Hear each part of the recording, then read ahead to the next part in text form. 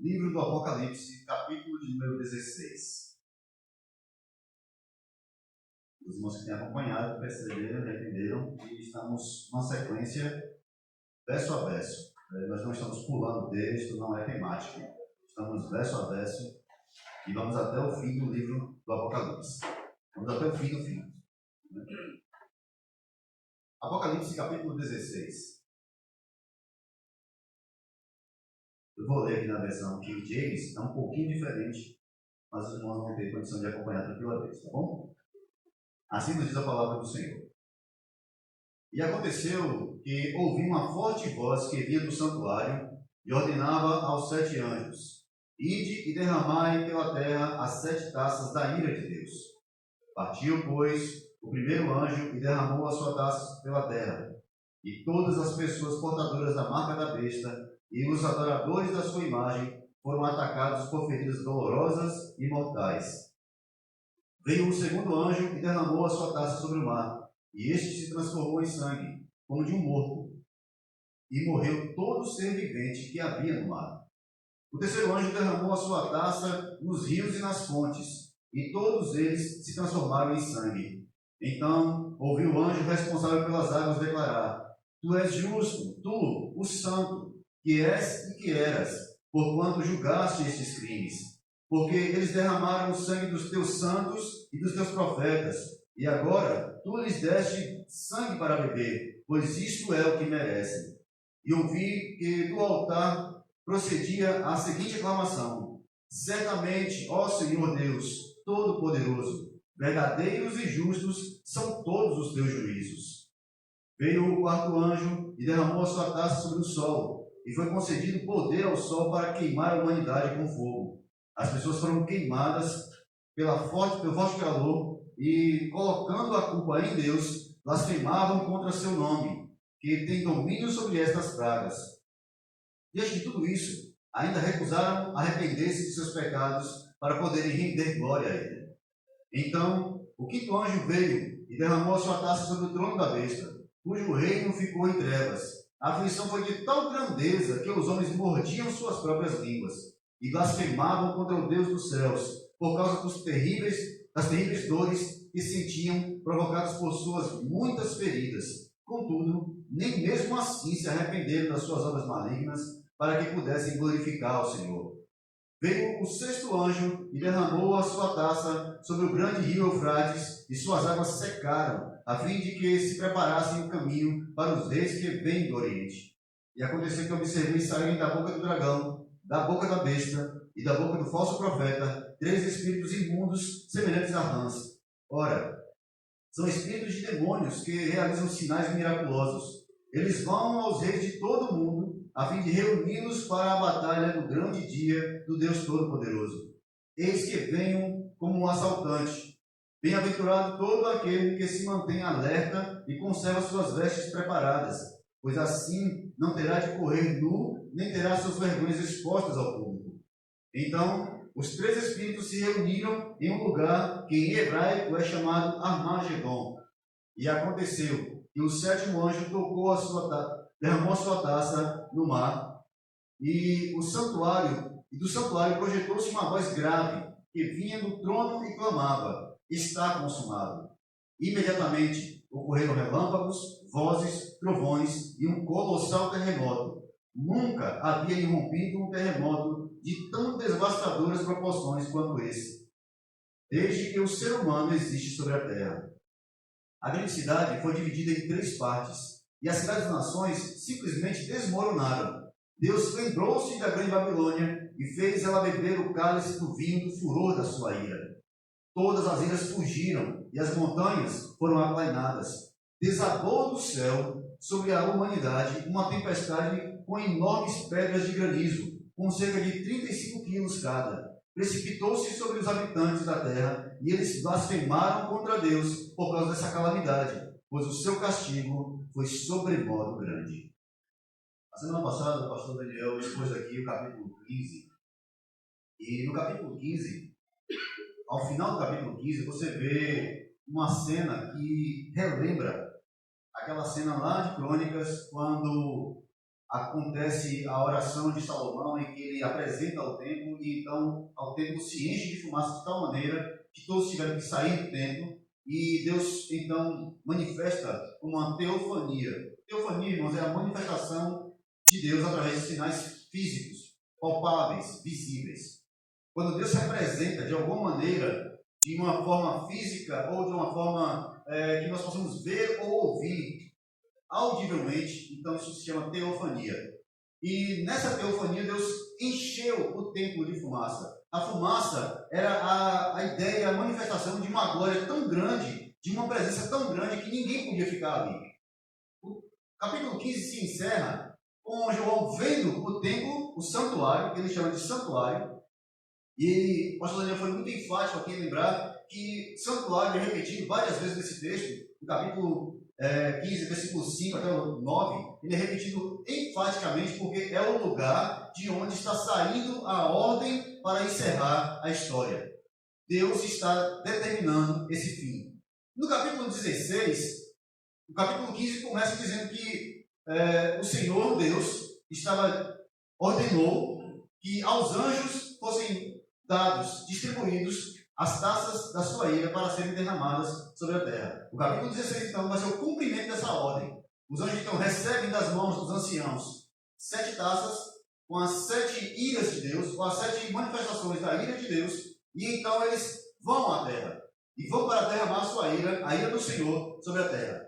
O capítulo 16, então, começa dessa mesma maneira: ouvi, vinda do santuário, uma grande voz, uma voz forte, uma voz poderosa. Essa voz forte e poderosa que vem do santuário não pode ser a voz de um anjo, não pode ser a voz de nenhum dos anciãos. Essa é a voz poderosa que você ouve no capítulo 1, no capítulo 3, no capítulo 7, do próprio Deus ordenando, falando. É dele que parte a ordem, é dele que parte todo o início da história, tudo que vai acontecer. É o Senhor que determina, que estabelece. A primeira coisa que eu quero chamar a atenção nessa noite, irmãos, é que nada do que eu vou dizer aqui tem mérito ou tem, digamos assim, é um tipo de poder de Satanás. O tema dessa noite não é 2 reinos ou um só. Porque às vezes, muitas vezes, nós ouvimos pregações que dão a entender que há uma guerra cósmica entre Deus e o diabo. Como se o diabo tivesse um reino poderoso que se opõe ao reino de Deus de igualdade. Ele é igual a Deus, ele se opõe a Deus de forma igual. O exército dele é tão poderoso quanto. Ele guerreia com seus anjos contra os anjos de Deus. Há uma guerra infinita. Essa guerra infinita é só no filme, porque aqui não. Essa guerra aqui não é infinita. Na verdade, o que parece ser 2 reinos é um só. Só há um soberano rei. Só há um trono, e esse trono está ocupado. O trono que existe na terra, aqui em Apocalipse, que a besta, o dragão e o falso profeta se entronizam e se colocam como reis da terra, Satanás, que acha que é o soberano dessa terra, que se apresenta como príncipe deste mundo, ele é tão limitado e é tão controlado que mesmo o trono dele é um trono falso que facilmente será destruído pelo poder da apresentação, da aparência de Cristo. O simples fato de Jesus se apresentar será suficiente para esse trono desabar. Mas eu não quero antecipar aqui o capítulo 19 de Apocalipse, eu quero voltar para aqui para o texto e mostrar aos irmãos que a ordem sai sempre do santuário. E esse santuário não é um templo apenas, é o lugar da habitação de Deus, é o lugar do trono de Deus, é de onde o Senhor ordena todas as coisas. O santuário, a morada de Deus. E essa voz, o texto diz que é uma grande voz, uma voz poderosa, e ela ordena aos anjos que derramem das suas taças. A palavra derramar as taças faz uma lembrança, ou retorna lá para o livro de Levítico, onde havia a oferta de libação, e essa oferta de libação era uma oferta que era dada aos cereais, mas era principalmente o derramar do vinho aos pés do altar. O sacerdote, ou quem quer que fosse fazer essa oferta, tomava da taça, enchia de vinho e derramava ao pé do altar. Mais tarde, em alguns momentos, você vai ver sendo feito isso com azeite, ou outras vezes até com água. Mas a ideia é de que O derramar do vinho, o derramar da água, o derramar do azeite aos pés do altar é uma lembrança ou um reconhecimento de que toda a vida, de que toda a alegria, de que tudo que nós somos e temos vem do Senhor. Então nós derramamos aos pés dele. Então nós nos prostramos aos pés dele. Então isso é colocado aos pés dele. A alegria que nós temos, o vinho é muito representativo de alegria no Antigo Testamento e também no Novo.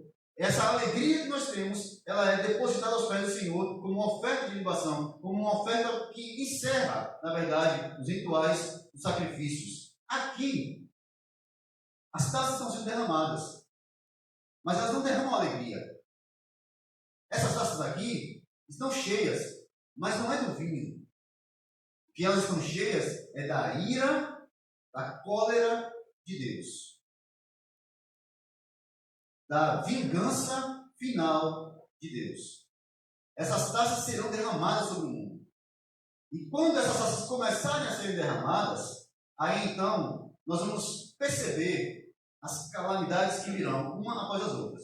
Relembrando, Apocalipse é escrito em sessões, 7 sessões. Esta aqui é o encerramento de mais uma sessão. Ele está dando mais uma visão do que será o fim de todas as coisas. Ele não está dando outro fim. Aqui não é uma sequência dos outros capítulos. Ele está repetindo, retomando, principalmente com relação às taças. E aqui essas taças são uma lembrança muito clara das trombetas que foram tocadas antes. 7 trombetas, 7 taças. Você vai ver que elas têm uma ligação muito próxima. Ok. Isaías, capítulo 66. Isaías resume o fim do mundo também. O fim de todas as coisas. O livro de Isaías, ele apresenta a história de Deus, a história da igreja, Antigo e Novo Testamento, de uma forma muito poderosa. Ele apresenta o Messias de uma forma tão plena que algumas pessoas chegam a dizer que Isaías parece que estava assistindo à crucificação. Capítulo 53 de Isaías. No capítulo 61, ele fala de uma maneira tão poderosa sobre a igreja que anda, que caminha no mundo novo, que é impossível não perceber que ali é uma profecia para os nossos dias. Mas no capítulo 66, que encerra Isaías, ele vai tocar na questão do fim de todas as coisas. Isaías vai talvez ser a base do que João está dizendo aqui. Porque no capítulo 66, verso 6, ele diz: uma voz de grande tumulto vem da cidade, uma voz do templo, eila, a voz do Senhor, que dá recompensa aos seus inimigos. A voz de Deus, que vem do santuário, que vem do templo, para quê? Para derramar a sua ira, para derramar, como ele coloca aqui, a recompensa, o retorno das obras de seus inimigos. Haverá um dia de juízo. Haverá um dia em que Deus cobrará dos homens os frutos, os mínimos trabalhos que eles fizeram. Haverá o dia em que o Senhor colocará todas as obras dos homens diante dele. Perceba, a gente já leu aqui, mas eu vou só para os irmãos entenderem. Há uma expressão muito utilizada na Bíblia: nu e exposto, ou patente. Todas as coisas estão nuas e patentes ou expostas aos olhos daquele que aqui devemos prestar contas. Apocalipse fala muitas vezes, na carta à Laodiceia, a exortação é essa: para que vocês não andem nus, comprem de mim vestes, roupas, para que vocês não andem nus e a sua vergonha não seja exposta. A expressão aqui é sempre de que Deus trará a juízo todas as coisas, mesmo aquelas que estão muito bem escondidas, mesmo aquelas que estão no submundo da nossa alma, mesmo aquelas que estão na deep web da nossa alma.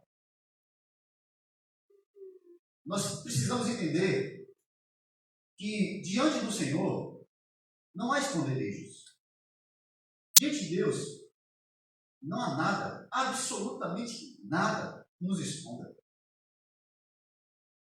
Quando Davi ora e diz: sonda-me, Senhor, e me conhece, não é para que Deus tivesse, não, Eu estou dando liberdade para Deus ver quem eu sou. Não, Deus não precisa de minha autorização para ver quem eu sou, não. Ele não estava dando autorização a Deus de sondá-lo, não. Ele estava reconhecendo que o Senhor lhe sonda, lhe conhece profundamente, sabe do seu âmago. É interessante que no Antigo Testamento a expressão para interior é intestino. Se eu falasse para mim, eu disse minha esposa, meu amor, eu te amo com todo o meu intestino, ela acharia isso muito estranho, né? Mas era essa expressão que se usava no Antigo Testamento. O intestino era o centro de todo o sentimento, de toda a alma, de tudo que eu sinto, que eu sou.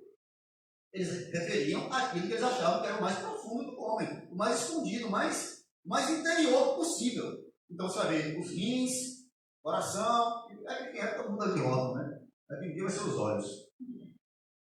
Mas de qualquer forma, Deus sonda o mais profundo que existe em nós e vê de forma clara.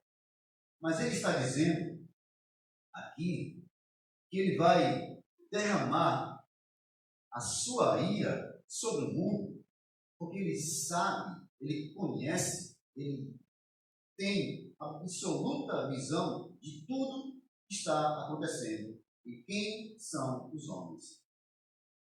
Ele julgará cada um. Então, no verso 2, a gente começa a ver as taças começando a ser derramadas. Então foi o primeiro que derramou a sua taça sobre a terra. E apareceu uma chaga ruim e maligna nos homens que tinham o sinal da besta, e que adoravam a sua imagem. É interessante que a King James diz que partiu, pois, o primeiro anjo e derramou a sua taça pela terra, e todas as pessoas portadoras da marca da besta e adoradoras da sua imagem foram atacados por feridas dolorosas e mortais. A imagem aqui é de pessoas com úlceras expostas, que não conseguem ser curadas. De pessoas que sentem tamanha dor que agonizam com isso. E isso vem da mão de Deus. Aí você pode imaginar isso? Você pode compreender isso? A dor, o desespero, a cobrança do mundo maligno, vindo as pragas sobre o mundo, vem da mão de Deus. Lá em Êxodo, que é o tema, que é o texto por trás de toda a ideia aqui, capítulo 16, Êxodo capítulo 20, capítulo 7, começam as pragas serem derramadas sobre o Egito. Deus avisa a Faraó que deveria libertar o seu povo, deixe que meu povo vá embora. Mas ele mesmo disse antes a Moisés: vá, pregue para Faraó, mas eu vou endurecer o coração dele, para que eu seja glorificado nele. Então, todas as vezes que acontecia algum dos sinais, ele continuava lá, cada vez mais duro, cada vez mais incrédulo, cada vez mais persistente em não deixar que o povo fosse. Por quê? Porque o Senhor queria mostrar a sua glória. E Deus começa a mandar as pragas. E cada uma delas, cada uma pior que a outra. Trevas absolutas sobre toda a terra. Água se tornando em sangue. A gente vai ver esse sinal aqui. E esse sinal das pragas, das úlceras, você também vê lá. Os homens sendo atacados por úlceras, lá no Egito. Mas eles não se arrependiam.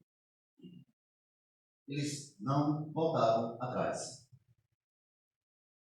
E tudo isso acontece sobre aqueles que têm o sinal da besta.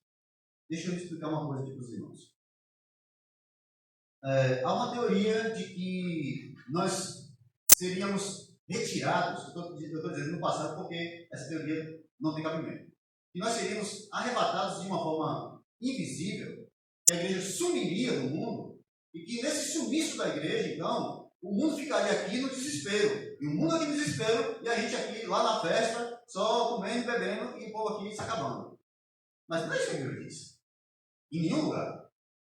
Não há nenhum texto que diga que nós seremos retirados da grande tribulação. Muito pelo contrário. A grande tribulação é justamente a ira do diabo contra a igreja. A ira do diabo contra a mulher que foge do dragão, contra os santos que estão sendo guardados pelo Senhor, contra aqueles que permanecem, que não receberam a marca da besta. Quem não recebeu a marca da besta? Aqueles que receberam primeiro a marca do Senhor, o selo do Senhor. Apocalipse capítulo 7, o anjo disse, capítulo 6, o anjo disse: espere, não vá, não toque em nada, até que o Senhor, aqueles que são do Senhor, o Senhor sele primeiro, na testa e na sua mão. Depois do selo do Senhor, aí então agora vem a besta e sela os seus. Quem é que a besta vai selar? Aqueles que não são do Senhor. Então, a guerra aqui é entre santos e aqueles que seguem a marca da besta. E eles se iram contra a igreja, e eles se vingam contra a igreja, e eles se voltam contra a igreja. E é contra a igreja que a besta se levanta para matar, para levar para o cativeiro. E o texto do Apocalipse é muito claro em mostrar que essas pessoas, elas resistirão não por causa de si mesmas, mas por causa do Espírito de Deus, da marca, do selo do Senhor sobre elas. Logo, esse sinal que está vindo agora, essas taças que estão sendo derramadas, elas são derramadas sobre quem? Elas são derramadas sobre todo aquele, versículo 2, que tem a marca da besta e adoram a sua imagem. As pragas caem sobre os adoradores da besta e aqueles que têm e adoram a sua imagem, que seguem o seu caminho. Não vou retomar aqui o que a gente já falou aqui sobre a besta, o falso profeta e o anticristo, a tríade maligna, mas os irmãos devem lembrar que eu já disse aqui uma vez: não existe essa coisa de neutralidade no reino de Deus. Ou você pertence a um, ou você pertence a outro. Não existe ninguém sem marca no mundo. Ou você tem a marca de Cristo, ou você tem a marca da besta. Simples assim. Não existe essa coisa de não, eu não tenho marca nenhuma, eu sou livre. Não existe liberdade. Não, essa coisa de liberdade é uma ilusão que o mundo criou de achar que eu posso ser o que eu quiser. Não pode. E a Apocalipse 3 deixa isso muito claro. Mas independente disso, a marca é dada a todos os homens. Todos. Grandes e pequenos. Crianças, jovens, adultos, adolescentes. Todos recebem a marca. Quem não tem a marca de Cristo, recebe a marca da besta. Todos, sem exceção. E todos que receberam essa marca, então, agora recebem a ira de Deus.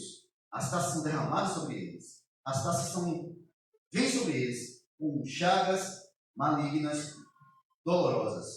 O segundo anjo derrama sua taça sobre o mar, e o mar se torna como um sangue de morto, versículo 3.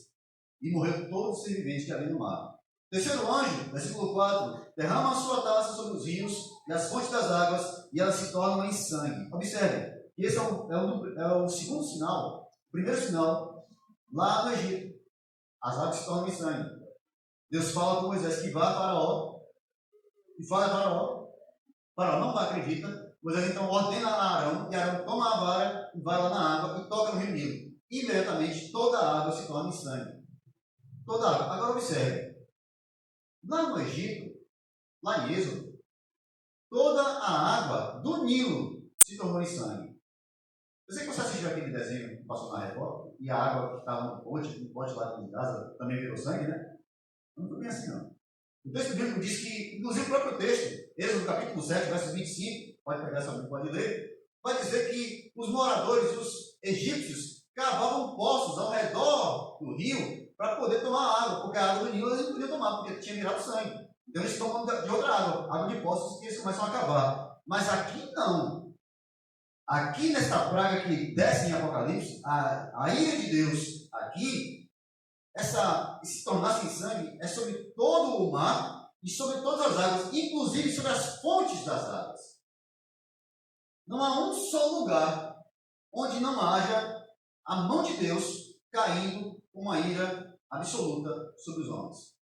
Toda a água se torna em sangue. Isso é literal? Não é possível saber.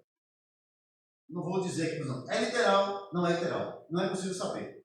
Mas por quê? Porque mar, no Apocalipse, muitas vezes se refere a forças malignas que se levantam e outras vezes se refere a multidões.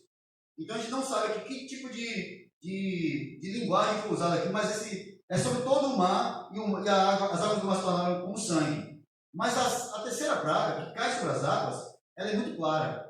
Toda a água se torna em sangue. E nós percebemos que isso é a ira de Deus, porque a sequência do cântico, e aqui, irmãos, aqui está como é que eu posso dizer? O mistério de ser cristão e amar ao Senhor e não amar o mundo. Por quê? Olha o cântico que o anjo, que está fazendo isso nas águas, olha o que é que o anjo canta. Justo és tu, Senhor, versículo 5, que és e que eras, o santo, porque julgaste estas coisas, porque derramaram o sangue de santos e de profetas, e tu lhes tens dado sangue a beber, eles o merecem. E ouvi uma voz do altar que dizia: na verdade, ó Senhor Deus Todo-Poderoso, verdadeiros e justos são os teus juízos. Há uma tragédia acontecendo em todo o mundo aqui. Uma catástrofe. As pessoas estão morrendo aos lotes, como diz o povo. E o anjo adora ao Senhor. E o anjo louva a Deus. E o anjo canta ao Senhor.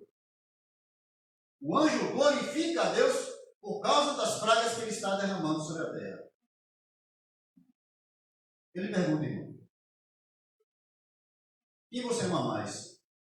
O mundo ou Cristo? Em quem você tem mais fidelidade? Eu não estou dizendo aqui que nós não sejamos misericordiosos. Eu vou entrar nessa parte aí. Mas observe. A quem nós amamos mais? A Cristo ou ao mundo? Lembra-se da exaltação de Jesus aos seus discípulos? Quem ama mais mãe, pai, filhos do que a mim, não é digno de mim. Quem não toma a sua cruz e não me segue, não é digno de mim.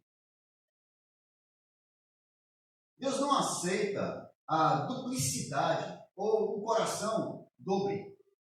A Bíblia fala muito sobre não ter um coração duplo. Um coração que está no mundo e que está em Cristo. E que quer unir os dois, quer casar os dois. Senhor, eu quero que o Senhor salve o mundo todo para a gente ficar feliz aqui, porque o mundo é muito bom.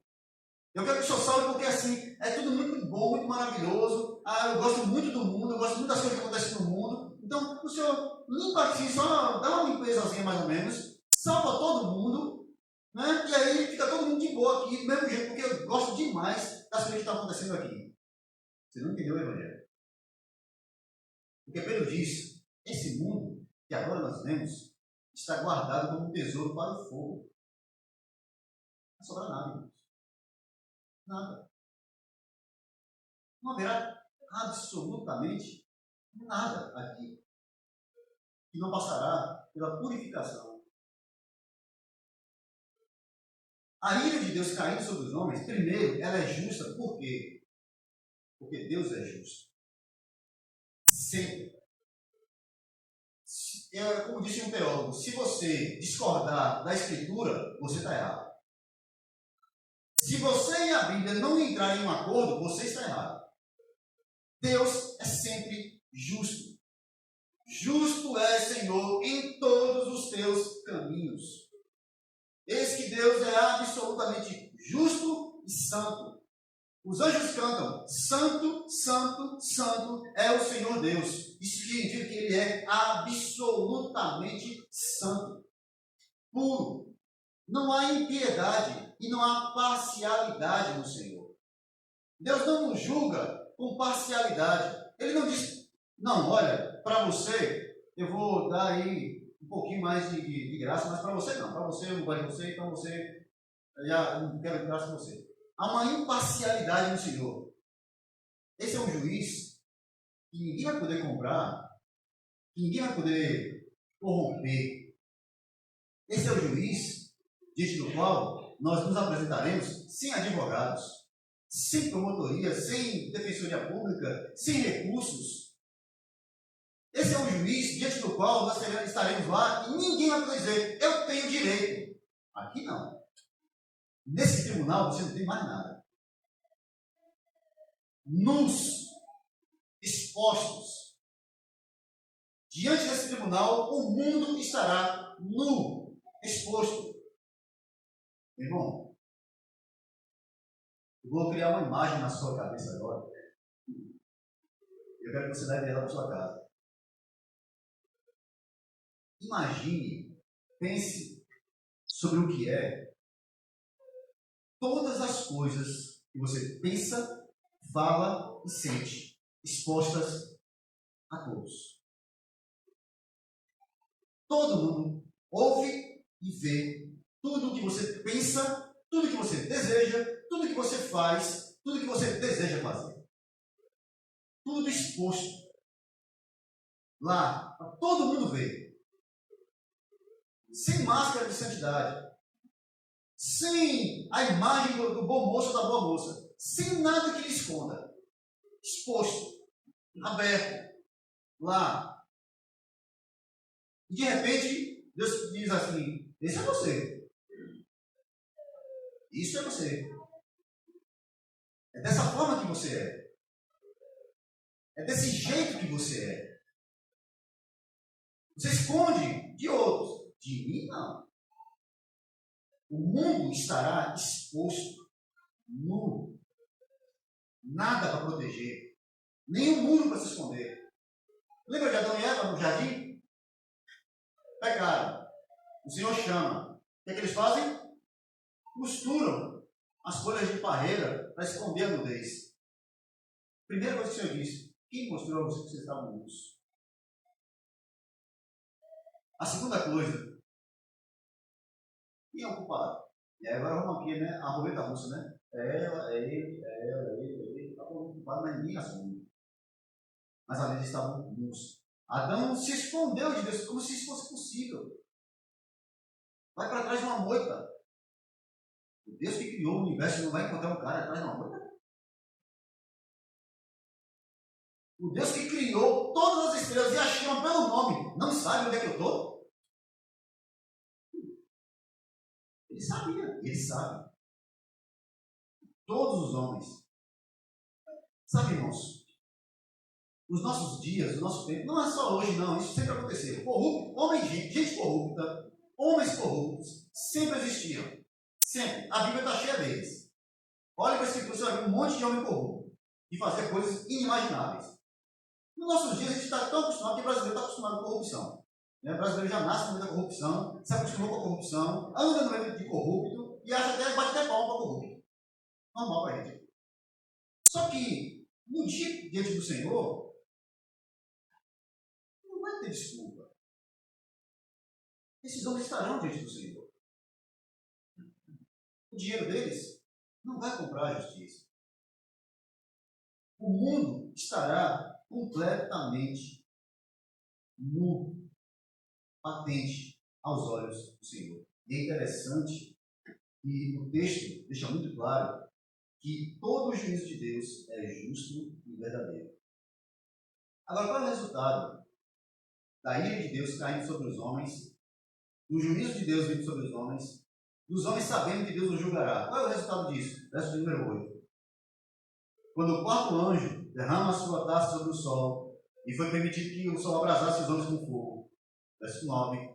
Os homens foram abrasados com grande calor e blasfemaram o nome de Deus, que tem poder sobre essas pragas, e não se arrependeram para dar-lhe glória.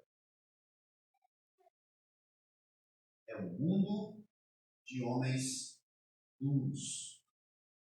É um mundo de homens que não se arrependem, que não voltam atrás. A palavra do momento é empoderamento.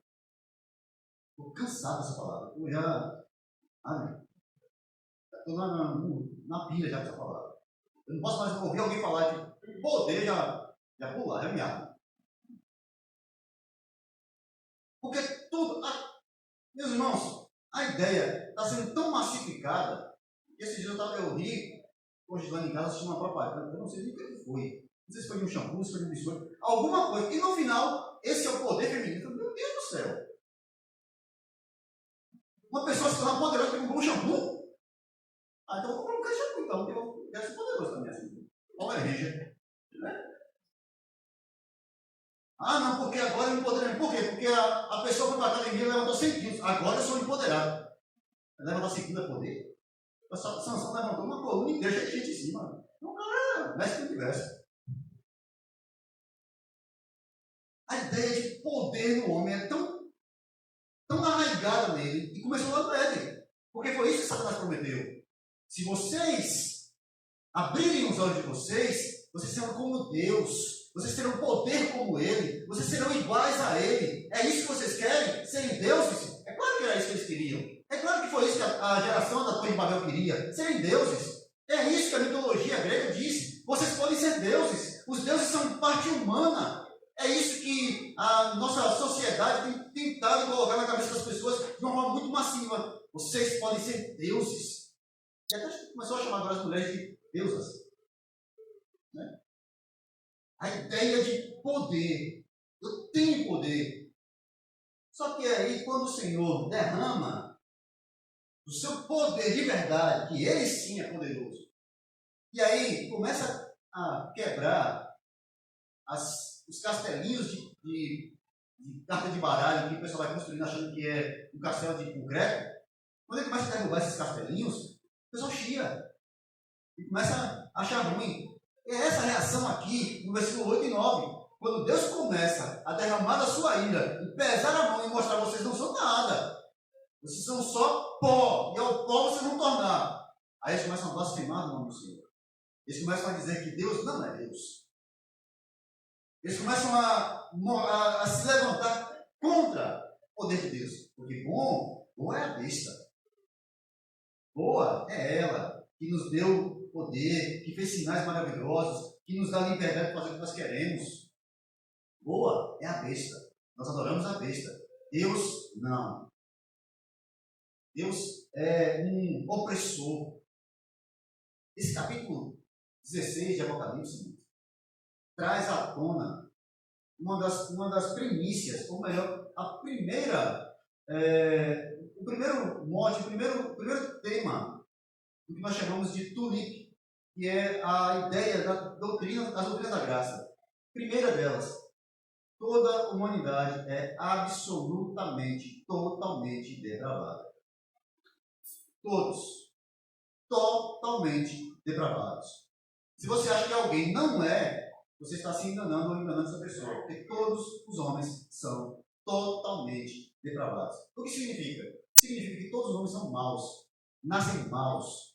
Gostam do que é mal. Mas ao decorrer do tempo, quando ele se encontra com Cristo, na graça de Cristo, na cruz de Cristo, essa malignidade é quebrada. Ele é domado. Um novo homem nasce ali. E esse novo homem, sim, nasce para a glória de Deus. Mas o velho homem é mau, depravado. Ama as coisas do mundo. E é o mundo depravado que vai amar a besta. É o mundo depravado que vai desejá-la. E é o mundo depravado que vai blasfemar contra o Senhor. Esse é o mundo que nós estamos vivendo e que em breve verá esses sinais. Primeiro, Deus derrama a sua ira sobre os homens.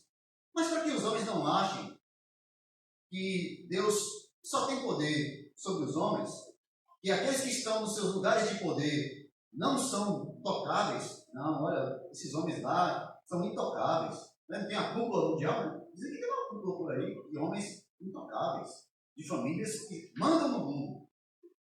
Verso número 10. Recado aí para as famílias que mandam no mundo. O quinto anjo, o quinto anjo derramou a sua taça sobre o trono da besta. E o seu reino se fez tenebroso. E os homens mordiam de dor as suas línguas. E por causa das suas dores e por causa das suas chagas, blasfemaram contra o Deus do céu e não se arrependeram das suas obras. Sobre quem Deus agora está derramando sua ira? Sobre o trono da besta. Sobre os poderosos. Sobre a tríade maligna. Sobre aqueles que estão no poder. Primeiro, sobre todos. E agora, especialmente, onde derrama a sua taça, a sua ira, a ira de Deus, sobre o trono da besta.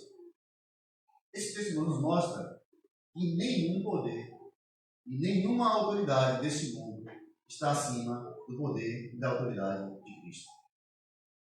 Não há soberano maior do que Ele. Não há ninguém comparável a Ele. Ninguém pode se opor a ele. As pessoas se enganam. Nós estamos aí iniciando a semana da Páscoa. E vocês vão ver muitas imagens de Cristo. Um Cristo fraco, um Cristo humilhado, um Cristo que foi surrado, sangrando, um Cristo arrastado pelas ruas, um Cristo humilhado por populares, um Cristo que não era considerado por ninguém, cuspido. Um Cristo que vai à cruz e é colocado entre dois ladrões, porque ele é igual, para eles ele é só mais um marginal. Só que esse Cristo não existe mais. Esse Jesus não é mais assim. O Salvador veio, mas agora quem vem é o Rei dos Reis e Senhor dos Senhores. Jesus veio anunciar a graça de Deus, morreu pelos seus, derramou seu sangue pelos seus, redimiu os seus. Mas quando ele vier, quando ele voltar, ele não voltará como um humilde carpinteiro. Ele não voltará para nascer numa manjedoura em Belém. Ele não virá mais para se assentar no meio dos doutores e ser humilhado ou ser contraposto por eles. Quando ele vier, capítulo 19 de Apocalipse, viu-se o céu abrir, um cavaleiro sobre um cavalo branco. O exército dos céus, milhares de milhares, o seguem. Na sua coxa está escrito Rei dos Reis e Senhor dos Senhores. É esse Senhor que nós aguardamos. É esse Senhor que agora está sentado no mais alto dos tronos, aguardando o dia, a hora, o ano que o Senhor Deus estabeleceu, desde a eternidade, para que isso se cumpra. E sobre o trono da besta, e sobre todos esses poderes, ele virá. E não tardará, irmãos. O dia do Senhor não tarda. Alguém pode dizer, mas esse dia, tanto tempo, os apóstolos morreram, o último apóstolo morreu no ano 100 depois de Cristo. Nós estamos em 2022, é muito tempo. Isaías profetizou a respeito do fim, capítulo 66, 800 anos antes de Cristo. Coloque aí nas contas, você vai ter lá 2.800 anos. É muito tempo. Para Deus, um dia é como 1.000 anos. 1.000 anos, como um dia que passou. Para o Senhor, não há tempo. Nós estamos, irmãos, numa esfera que nós contamos, que nós somos mortais. A nossa vida, quando a gente chega muito longe, quando a gente chega aos 90, 100 anos, a gente já fica assustado. Quem chega a 125 já é Highlander, é o cara que não morre, é o eterno. Né? A rainha, coitada, porque está chegando aos 100, né? A rainha todo dia tem meme da bichinha lá, a mulher é imortal, né? Matou pra gente, que continua lá. Né? Pois bem, mas a gente é imortal, a gente, 100 anos, né? Capengando, a gente chega. Mas o Senhor, que não está dentro do tempo, não está aqui, dentro do globo, não está no tempo cronos, contável, cronológico, que é um tempo que a gente pode contar, ele não está aqui dentro. No reino de Deus, no céu, onde Deus agora habita, na habitação do Senhor, não há tempo. Por isso a Bíblia sempre vai falar do reino de Deus de eternidade a eternidade. Porque para nós é uma eternidade. O fato de Deus nunca ter nascido, nunca ter começado. Não houve um tempo, isso para a gente é absolutamente inimaginável. Não houve em toda a história de toda. Os cientistas dizem que o mundo tem lá 6 bilhões de anos, né? Quanto é? É isso? É um negócio desse. 6 bilhões de anos. Que o universo tem lugares aí de 10 bilhões de anos e tal. Que tem uma estrela que explodiu há 100 bilhões, sei lá quantos anos. Não importa. Todos os nossos tempos são contáveis. Pois é. Tire esses bilhões aí da conta e coloque uma reticência permanente. Deus nunca começou. Ele sempre esteve. Deus não está, Deus é. Ele não está no passado, porque para ele não há passado. Ele não está agora aqui no presente, porque para ele não há presente. Ele não está no futuro, porque para ele não há futuro. Todas as coisas para ele estão cumpridas. O que nós estamos vivendo, irmãos, é o cumprimento do plano de Deus que para ele já terminou. Já se cumpriu. Porque quando ele inicia a história, ele já terminou. Ele anuncia o fim desde o começo. Ele está anunciando a nós aqui as coisas que em breve vão acontecer, que para ele é breve. Para ele é segundos. Para nós é uma eternidade. Isso aqui pode levar 1000 anos para acontecer. Não importa. O que importa é que o registro bíblico deixa muito claro. Os homens acham que o seu poder é eterno. Que os seus reinos vão permanecer para sempre. Os homens acham que os seus governos são governos eternos. Está vendo a briga aí agora? Não. É uma briga por cargo político. É uma cachorrada. Desculpa aqui o termo, tá? Mas é isso mesmo. É uma briga por cargo, é uma briga por... É uma patifaria. É um cara que ontem era brigava, aí hoje agora são amiguinhos. Aí ontem o cara estava ameaçando o outro. Hoje eles sempre almoçam juntos. É um negócio, sabe, sujo, imundo. Isso é o mundo em busca de poder. Isso é o poder mundano. Isso é o poder que eles gostam, que eles amam, que eles são tão agarrados que se perderem morrem. É isso que eles amam. Mas aqui, eles sentirão a ira de Deus, o poder de Deus, o único, santo, justo e verdadeiro. Esse, quando derramar a sua ira sobre o trono da besta e sobre o trono dos poderosos, eles saberão. E eles terão uma dor tão extrema que morderão as suas línguas de dor. É claro que aqui não é literal, mas é para representar o nível de sofrimento que está para vir para esse mundo. Nós assistimos cenas aí grotescas com relação ao tempo que nós vivemos ali do Covid, das cenas que nós assistimos durante a guerra. Os irmãos que têm aí, que recebem notícias do WhatsApp de alguns canais, se vocês não viram, não queiram ver. Porque a imprensa não mostra o que acontece de verdade numa guerra. A guerra nunca é uma coisa bonitinha. A guerra nunca é como o cinema demonstra. Eu acho que o cinema já está pegando pesado em algumas coisas, mas nunca é só o que ele mostra. É muito mais, é muito pior. Vai muito além do que a gente imagina. Mas eles estão brigando lá, se engalfinhando. Só que nesse tempo aqui, as coisas serão muito, muito piores. Então chegamos ao verso 13. Como resultado de tudo isso, perceba a maldade do coração do homem. O que eu quero chamar a atenção dos irmãos aqui nessa noite com essa mensagem?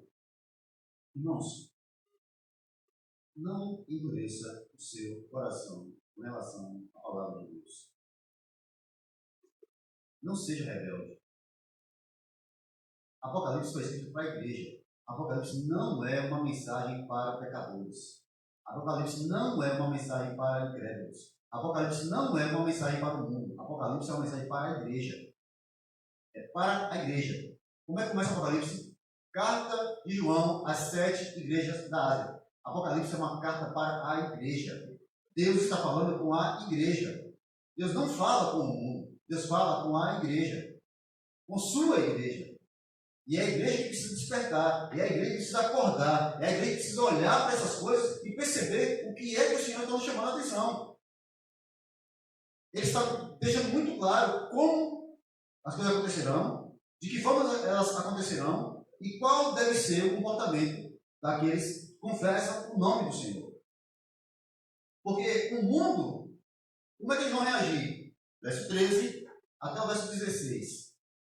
Da boca do dragão, e da boca da besta, e da boca do falso profeta, vi saírem 7 espíritos imundos, semelhantes a rãs, pois são espíritos de demônios que operam sinais, os quais vão ao encontro dos reis de todo o mundo para os congregar para a batalha no grande dia do Deus Todo-Poderoso. Eis que venho como ladrão, bem-aventurado aquele que vigia e guarda suas vestes, para que não ande nu e não se veja a sua nudez.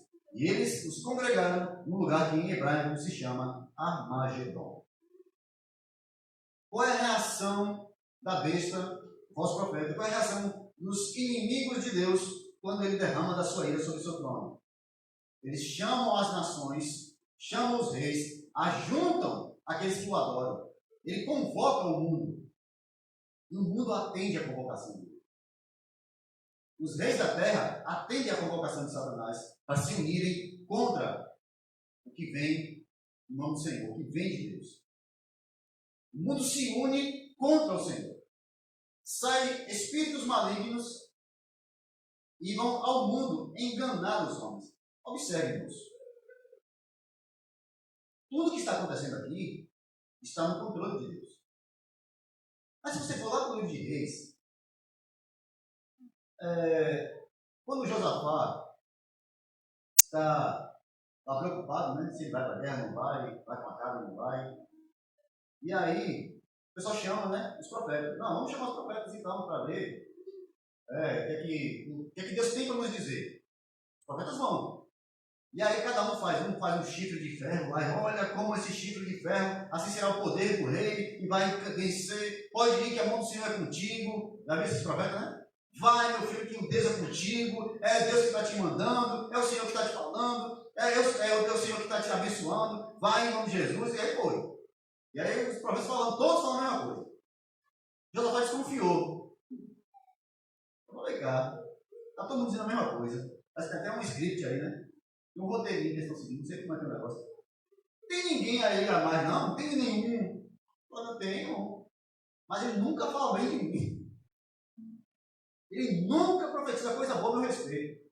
Chama ele, então. Poxa, tá bom, né? Manda lá chamar aquele indivíduo lá, chama o Manassés. Vai, Manassés. Quando o Manassés vai entrar, o sacerdote está na porta, dá uma bronca logo nele, né?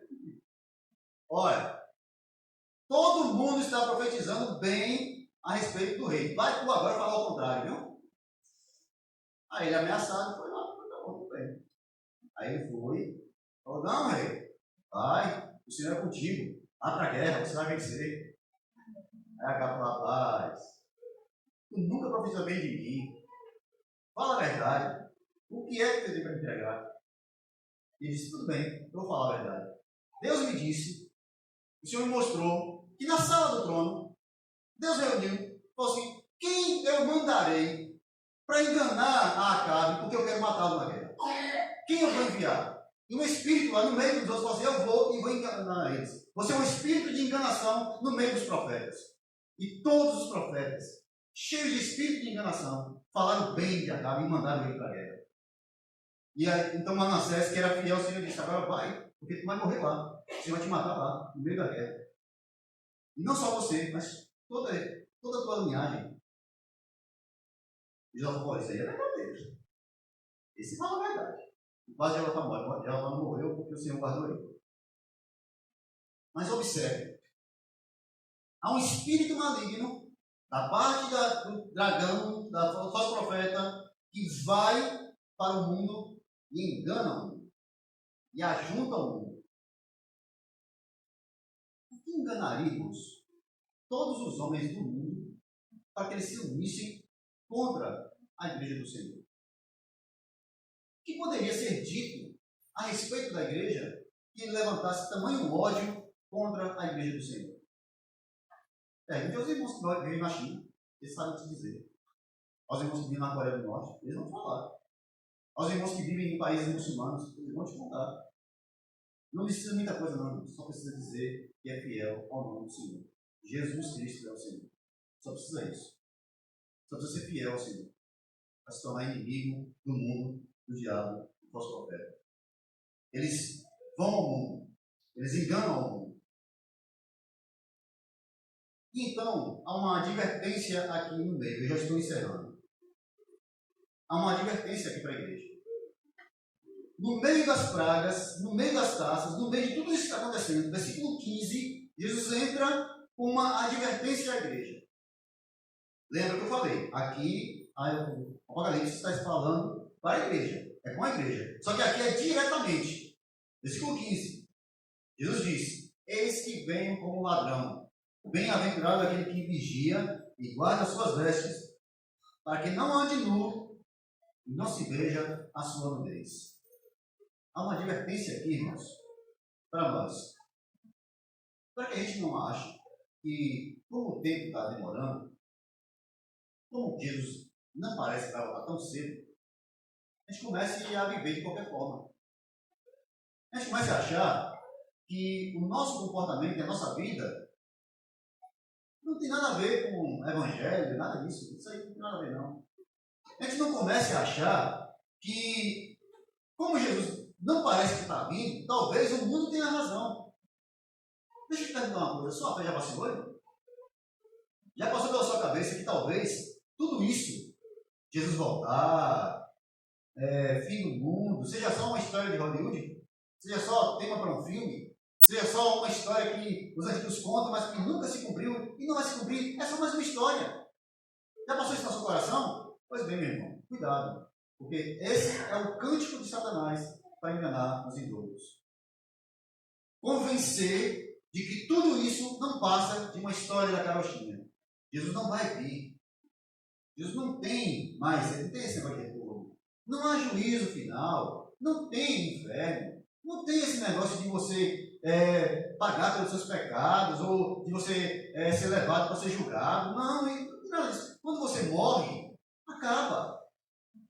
Quando você morre, acabou. Cuidado com o cântico de Satanás, que engana muitos. Cuidado para você não caminhar por caminhos tortuosos, achando que esses caminhos, tanto faz, ser de uma forma ou de outra. Tanto faz eu ir pela direita como eu ir pela esquerda. Tanto faz eu subir como descer. Tanto faz eu andar para frente como andar para trás. Isso não muda nada. Tanto faz eu viver minha vida aqui, fiel, orando, como eu também viver de qualquer jeito. Deus me conhece, Deus sabe quem eu sou. Esse é o problema. É justamente esse o problema. Deus te conhece. Deus nos conhece. Sabe quem nós somos.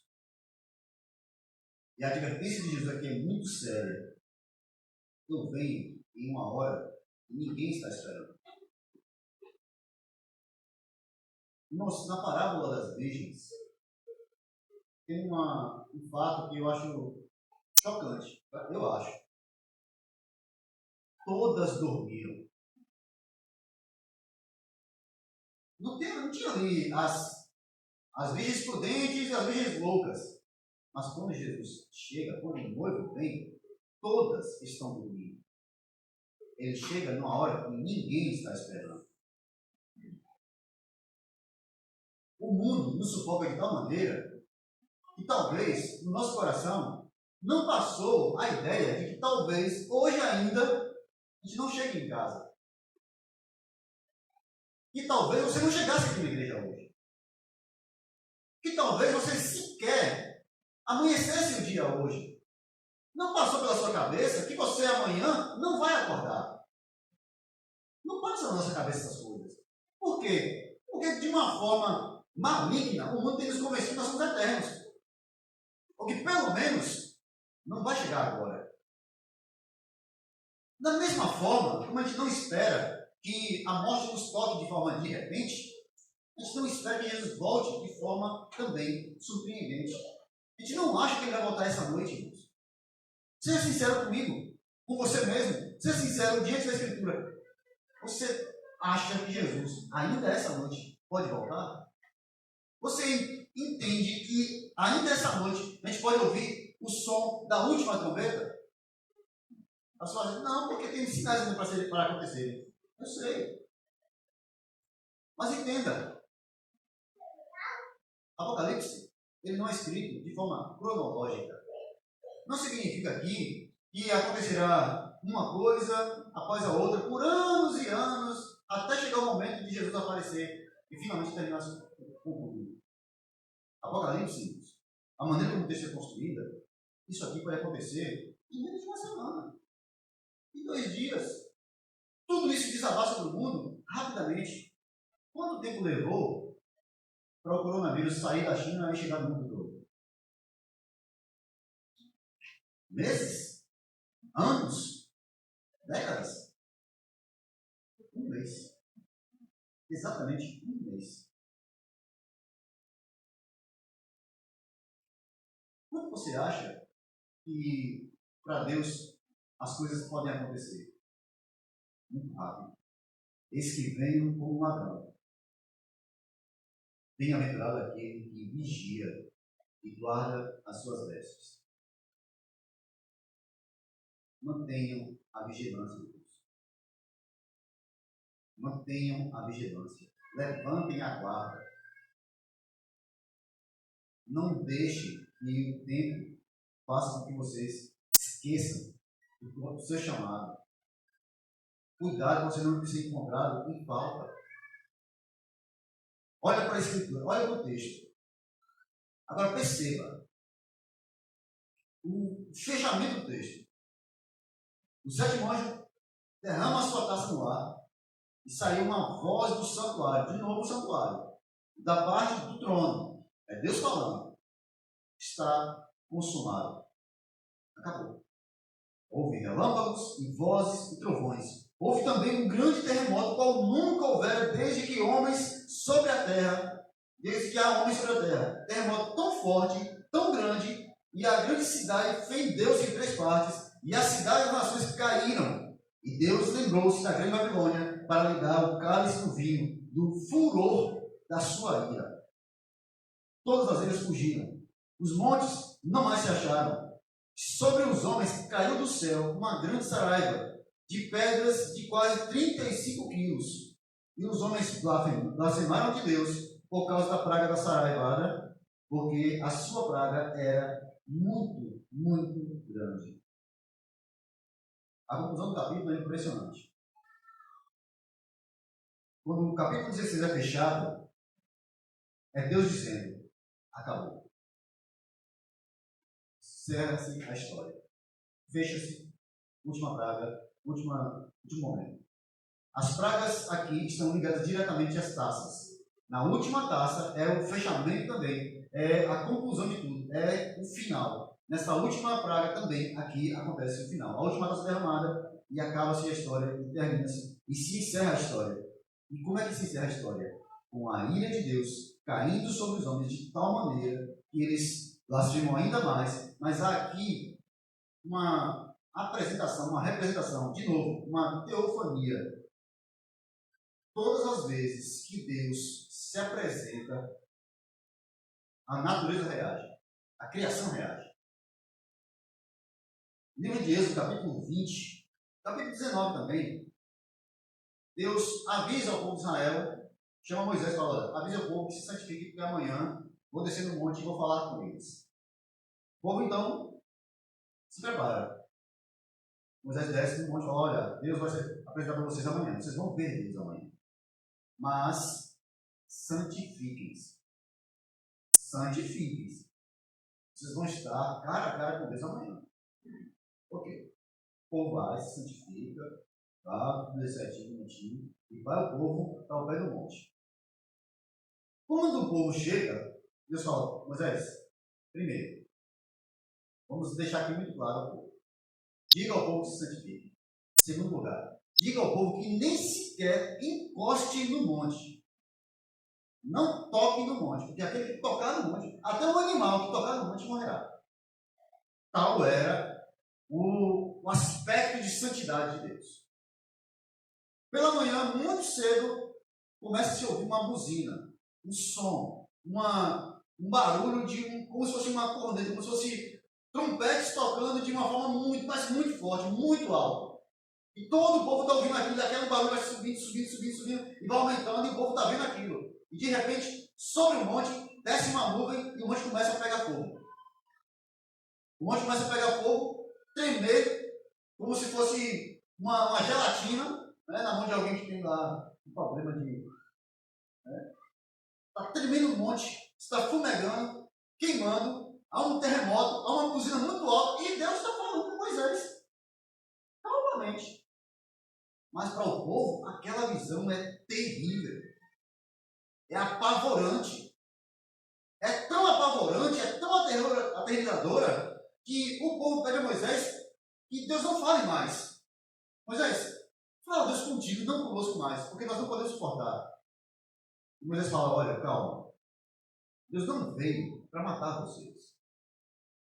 Ele veio, essa demonstração do poder dele, da glória dele, é para que vocês o temam. Para que vocês saibam com quem vocês estão lidando. É para que vocês saibam que ele é santo. Mas não se preocupem. Ele veio para mostrar a glória dele para vocês. Vocês são um povo dele. Se o povo de Israel, santo, escolhido, que havia se santificado durante todo o dia anterior, estava ali ao pé do monte. Se esse povo, irmãos, ao ouvir a manifestação de Deus, tremeu e temeu de forma terrível, imagine o mundo ímpio quando isso acontecer com eles, porque agora não será Deus demonstrando graça, será o derramamento do furor da ira do Deus Todo-Poderoso. O que estará no coração desses homens? Quem se manterá de pé diante de uma visão tão terrível? Mas se alguém aqui nessa noite ficou com medo, sentiu um certo calafrio na espinha, deixa eu explicar um pouco para você. Quem está em Cristo, nova criatura é. Quem está em Cristo, está guardado nele. Quem está em Cristo, está no aprisco do Senhor. Tudo isso que ocorrerá por causa da igreja. Para que a igreja seja vingada, para que o sangue daqueles que foi derramado dos santos, durante toda a história, o mundo veja o preço do que eles fizeram. Sintam a vingança do Deus Todo-Poderoso. Eles vão sentir isso. Deus trará a ira dele sobre os homens de uma forma terrível, mas sobre a igreja estará a graça do Senhor. Da mesma forma que o anjo da destruição passou no arraial dos israelitas e não entrou em nenhuma das casas, porque lá estava o sangue de Cristo, ou melhor, o sangue do Cordeiro nos umbrais, mas no Egito nenhum primogênito ficou vivo. O anjo da morte passou e matou todos os primogênitos. Mas lá no arraial de Israel não houve nenhuma morte. Nem sequer um bezerro morreu. Por quê? Porque o Senhor guarda os seus. Mas sobre aqueles que não temem, a sua ira virá e não tardará. Meus irmãos, isso deveria nos alegrar. Sabe por quê? Porque é sinal de que nós não viveremos para sempre em um mundo injusto. Porque o Senhor não deixará para sempre um mundo de corrupção. Porque não será para sempre que viveremos entre homens corruptos. Haverá o dia que o Senhor limpará, purificará. Haverá o dia que o Senhor nos colocará de verdade em uma terra santa. E nós também seremos santos. Mas somente nesse dia não há ninguém nesse mundo capaz de fazer o que o Senhor Jesus fará no último dia. Meus amados irmãos, guardem a esperança. Coloque a sua esperança em Cristo. Veja seus caminhos. Como você tem andado diante do Senhor. Veja os seus propósitos. Veja como é, quais são as suas motivações. Veja o que é que te motiva a servir ao Senhor e corrige seus caminhos. Veja como você tem se comportado e corrige seus caminhos. Porque, entenda, Deus não tem um culpado por inocente. Jamais. Culpa é culpa. Ah, mas eu estou em Cristo. Isso não é desculpa para o pecado. Mas eu estou em Cristo. Isso não é desculpa para você continuar cometendo pecado, errando e achando que isso é normal. Nós estamos diante de um Deus absolutamente santo. E exige santidade no nosso meio. Irmãos, eu estou falando com os irmãos nessa noite, um pecador para outros pecadores. Em nada sou melhor que os irmãos. Mas nós, todos nós, igualmente, precisamos nos voltar para o Senhor, olhar para Ele, olhar para a Escritura e nos coadunar a ela.